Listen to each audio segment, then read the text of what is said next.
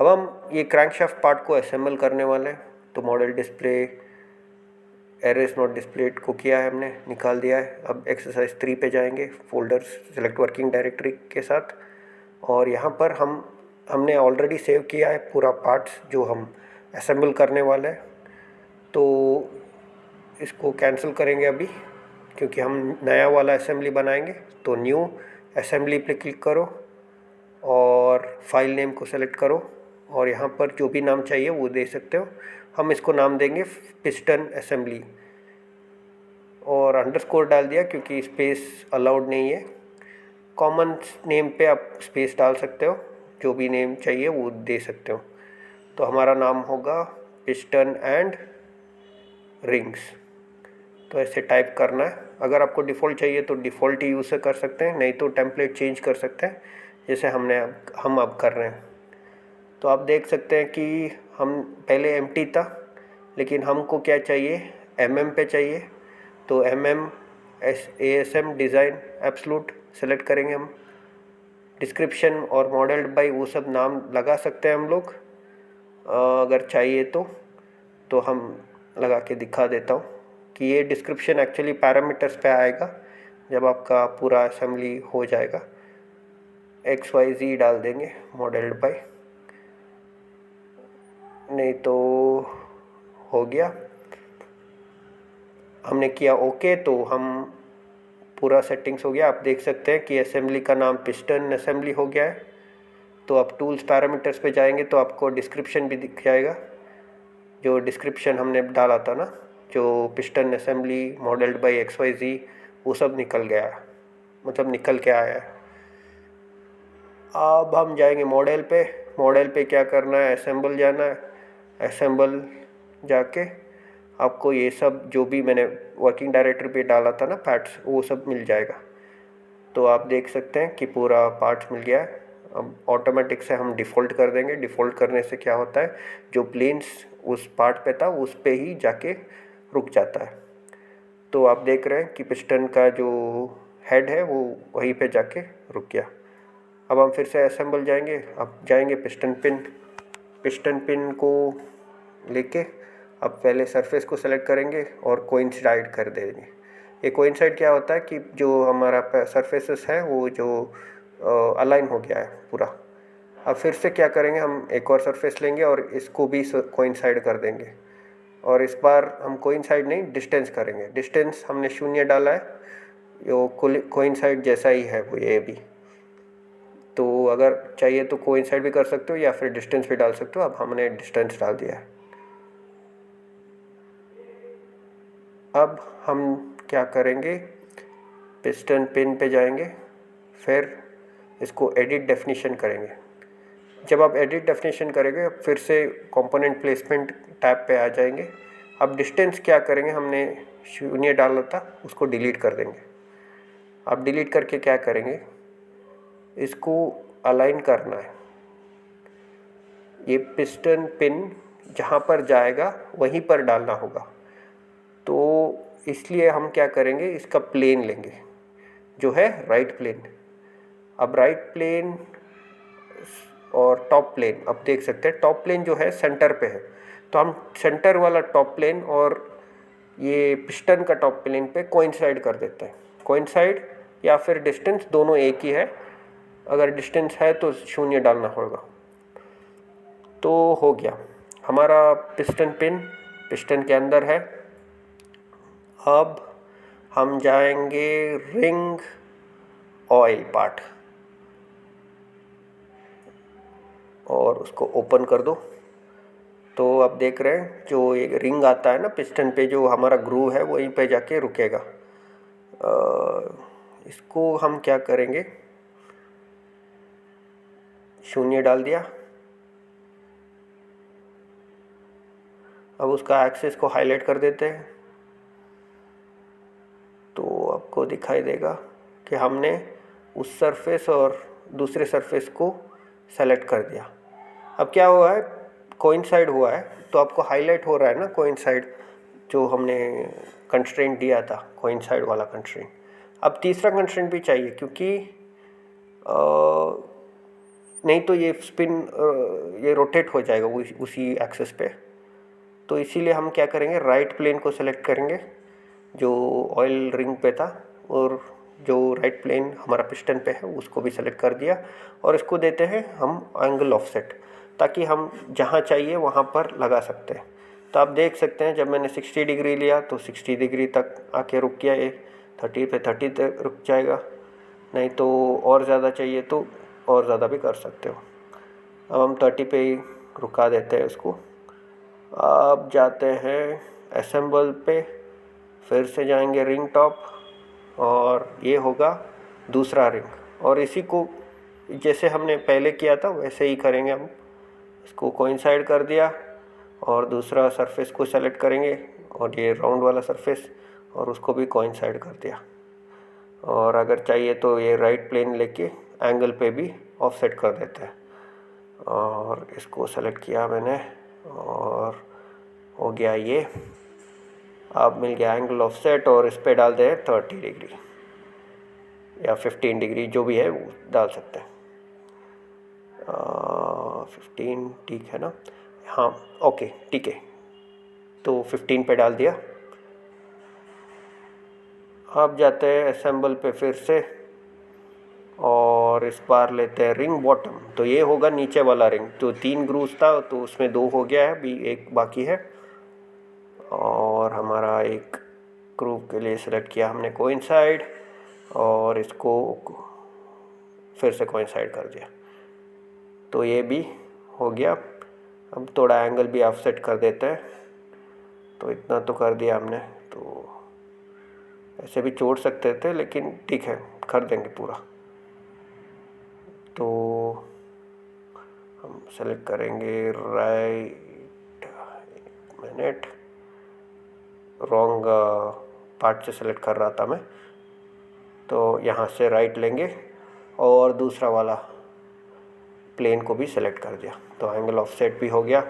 0 है, हम उसको 30 कर देंगे, 30 हो गया, 30 ओके ठीक है, हो गया। तो हमारा पिस्टन भी हो गया, पिस्टन रिंग भी हो गया, और पिस्टन पिन भी हमने डाल दिया है। तो ये हो गया हमारा असेंबली। अब हम सबको हाइड करेंगे, तो हो गया। पिस्टन पिन दिखाई दे रहा है, पिस्टन हेड के साथ 3 रिंग्स। तो आप मॉडल ट्री पे देख सकते हैं, जो भी हमने असेंबल किया है उस मॉडल को हम देख भी सकते हैं, और प्लेन्स को भी सेलेक्ट करके दिखाएंगे। एक मिनट, ट्री फिल्टर से जा सकते हैं आप। ट्री फिल्टर्स पे क्या होगा, आपको जो भी चाहिए वो अप्लाई कर सकते हैं, नहीं तो वो उसको हाइड भी कर सकते हैं। तो हम जाएंगे ट्री फिल्टर्स पे, जो प्लेसमेंट फीचर्स है उसको हम अनहाइड करके, अनसेलेक्ट करके अप्लाई ओके कर दिया। तो आप देख सकते हैं कि सब कुछ जो भी फीचर्स था वो सब निकल गया, सिर्फ बॉडी है। अभी फीचर को अनहाइड करने से सब कुछ दिखाई देता है। फीचर्स के मतलब जो भी हमने एक्सट्रूड, रिमूव वो सब किया है वो सब मिल जाएगा। अब हम जाते हैं लेयर ट्री पे। लेयर ट्री पे आपको दिखाई देगा कि पूरा अनहिडन है। तो अगर आप एक्सेस या डेटम प्लेन जो भी हाइड करना वो कर सकते हैं यहाँ पर। तो मैं 3 सेलेक्ट कर देता हूँ, 4 5 6, और ये ऑल डेटम प्लेन्स सेलेक्ट करेंगे हम लोग, एक्सिस को भी सेलेक्ट करेंगे, और इतना काफ़ी है शायद। आपको जो भी नहीं चाहिए उसको सेलेक्ट कर सकते हैं आप, वो जो यूज़र है उसके ऊपर डिपेंडेंट है। अब आप हाइड करेंगे और फिर सेव स्टेटस देंगे तो वो सब हाइड होके ही रहेगा। जब आप फिर से मॉडल को खोलने वाले हैं तो तब ऐसे ही रहेगा जैसे अब हम सेलेक्ट कर चुके हैं। तो आप देख सकते हैं पूरा हो गया है मॉडल। तब तो अब हम कनेक्टिंग रॉड मॉडल को मॉडलिंग करने वाले हैं। तो पहले जाते हैं असेंबली पे, इसका नाम देते हैं कनेक्टिंग रॉड, कनेक्टिंग रॉड, तो अंडरस्कोर डालना पड़ेगा, स्पेस अलाउड नहीं है।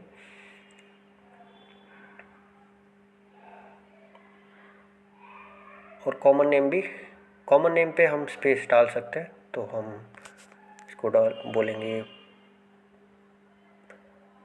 सब असेंबली।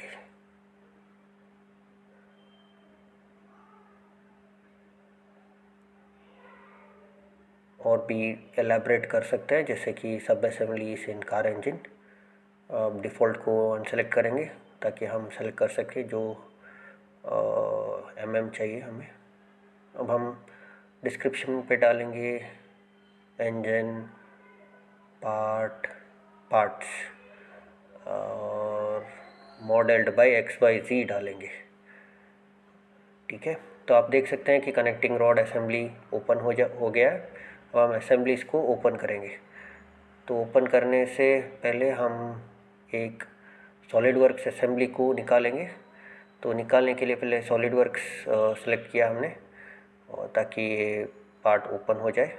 अभी हम देख सकते हैं कि ये एक्चुअली सॉलिडवर्क्स पे मॉडल हुआ पार्ट है, असेंबली है, और उसको हमने क्रियो पे इंपोर्ट किया है। तो ऐसे भी कर सकते हैं हम, और दूसरे मॉडल्स दूसरे सॉफ्टवेयर से मॉडल निकाल के यहाँ पर ओपन भी कर सकते हैं। एक ही चीज़ है, जो फीचर्स है वो आपको नहीं मिलने वाला है। अब हम प्लेन को सिलेक्ट करेंगे और एक्सिस को सिलेक्ट करेंगे ताकि वो दोनों हाईलाइट हो जाए। अब हम प्लेन को एक और प्लेन बनाएंगे, कस्टम मेड प्लेन। तो इसको डेटम प्लेन को पहले सिलेक्ट करना है और आपको ऑफसेट डायमेंशन देना है, और ये हो गया ऑफसेट। तो हमारा प्लेन क्रिएट हो चुका है। अब पैटर्न भी कर सकते हैं हम इसी प्लेन को। तो पैटर्न करने के लिए डायरेक्शन दिखाना होगा। आपको पहले प्लेन को सिलेक्ट कीजिए, फिर नंबर ऑफ़ मेंबर्स पे मैंने डाला है 6, स्पेसिंग डाला है 89.33। तो आप देख सकते हैं कि बहुत सारा, मतलब 6 प्लेन्स क्रिएट हो चुका है ऐसा पैटर्न। तो पैटर्न प्लेन क्रिएट करने के बाद हम एक्सिस क्रिएट करने वाले हैं। एक्सिस के लिए हम पहले सेलेक्ट करेंगे दोनों परपेंडिकुलर प्लेन, जो इंटरसेक्शन होगा वहीं पर एक्सिस क्रिएट हो जाएगा, और हमारा एक्सिस रेडी है। और हम प्लेन्स को भी सिलेक्ट करेंगे। तो परपेंडिकुलर डायरेक्शन में भी एक्सेस करने वाले हैं हम लोग। तो जो प्लेन्स हमने पैटर्न से क्रिएट किया है उसको सेलेक्ट करेंगे। तो आप देख सकते हैं कि एक्सेस क्रिएट हो चुका है। एक्सेस 1, ये 1, ये 2, ये दोनों एक्सेस है जो हमने क्रिएट किया है। अब फिर से हम करेंगे वही चीज़, दोनों प्लेन्स को सेलेक्ट करेंगे और इंटरसेक्शन पे एक्सेस क्रिएट हो चुका है। और ऐसे ही सारे प्लेन्स के लिए हम करने वाले हैं। तो आप देख सकते हैं 1, 2, 3 ऐसे ही इंक्रीमेंटल ऑर्डर पे क्रिएट हो जाता है। तो हम क्या करेंगे, अभी एक्सेस 2 पैटर्न लेंगे, ओके करेंगे, तो हमारा एक्सेस क्रिएट हो चुका है। तो आप देख सकते हैं कि जो भी प्लेन्स पे हमने पैटर्न किया है वहीं पर एक्सेस भी क्रिएट हो चुका है। ये एक दूसरी तरीका है जहाँ पर हम एक्सेस पे पैटर्न कर सकते हैं। अब हम क्रैंकशाफ्ट को लेंगे, तो क्रैंकशाफ्ट यहाँ पर दिखाई दे रहा है। ये अभी ऑटोमेटिक यूज़र डिफाइंड पे है, हमें इसको पोजीशन करना होगा। पोजीशन करने के लिए हम पहले जाते हैं यूज़र डिफाइंड से पिन कंस्ट्रेंट पे। अब हम ऐसे पोजीशन करेंगे ताकि हम उसको मूव कर सके। ये जैसे मैकेनिज्म एनालिसिस होता है उस पर बहुत यूज़ होता है, जो ऐसे पिन ऐसे कंस्ट्रेंट्स दोगे तो ट्रांसलेशन कहाँ पर होना है वो सब स्पेसिफाई करना होगा। हम लेंगे राइट प्लेन और हम इस सरफेस को सेलेक्ट करेंगे। तो आप देख रहे हैं कि क्या हो रहा है कि जो हमारा कनेक्टिंग रॉड है वो उस पे पिन पे पोजीशन हो रहा है। अब हम लिया है पिस्टन, जो हमारा कनेक्टिंग रॉड है वो रोटेट होगा उसी एक्सिस पे जहाँ पर हमने पिन एक्सिस सेलेक्ट किया है। अब हम जाएंगे ट्रांसलेशन से,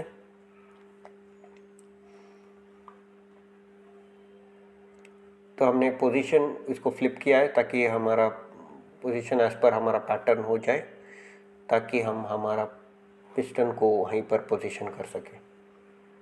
तो हम जाते हैं पिस्टन से, पिस्टन को लेते हैं और उसको पोजीशन करेंगे जो प्लेन्स हमने क्रिएट किया है उसी प्लेन पे, और हमारा एक्सिस भी वहीं पर मिल जाएगा। तो जो हमारा पैटर्न एक्सिस है उसको डायरेक्टली सेलेक्ट कर सकते हैं मॉडल ट्री से। हम लेंगे स्लाइडर, क्योंकि ये जो पिस्टन है वो ऊपर नीचे जाएगा, जैसे हमारा कनेक्टिंग रॉड रोटेट होने वाला था तो इसलिए हमने पिन लिया। अभी ये जो पिस्टन हेड है वो जो है स्लाइड होने वाला है, तो इसलिए हम स्लाइडर कंस्ट्रेंट लेंगे। और इसमें क्या है कि एक्सिस अलाइनमेंट करना है और जो रोटेशन है उसको भी दिखाना है कि कहाँ पर रोटेट होगा ये। तो हमारा स्लाइडर कंस्ट्रेंट भी हो गया, तो सारे पिन्स हो गया है स्लाइडर। अब ये एक फीचर है जैसा ही रिपीट कंपोनेंट, इससे क्या होगा, हम हर एक बार ये कंस्ट्रेंट्स और असेंबली डालने की ज़रूरत नहीं है। हम सिर्फ सेलेक्ट करना होगा जो हमारा एक्सिस था और हमारा प्लेन था, उन दोनों को हमने सेलेक्ट किया है।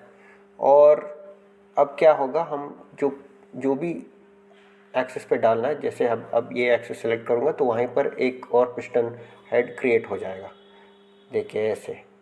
तो एक और बार कर रहा हूँ तो 3 हो गया। तो ये जल्दी जल्दी करने का एक शॉर्टकट तरीका है। तो हर एक बार अगर आपके पास 10 या 20 या 100 ऐसे होता है तो बहुत मुश्किल हो जाता है हर एक बार करने के लिए। तो ये मेथड से आप जल्दी जल्दी कर सकते हो। तो जल्दी जल्दी असेंबली हो गया है और अभी क्रैंकशाफ्ट भी रेडी हो गया है, तो कर दीजिएगा ओके। तो हो गया रेडी, तो हमारा असेंबली रेडी है। हमने तैयार किया है एक स्लाइडर मैकेनिज़्म वाला पिस्टन हेड, और हमने किया है 6 piston heads with 1 connecting rod. हम फिर से जाएंगे असेंबल पे, और यहाँ पर हम सेलेक्ट करने वाले हैं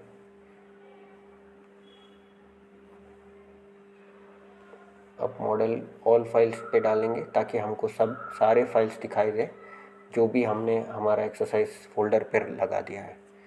तो हमने लिया अभी क्रैंकशाफ्ट।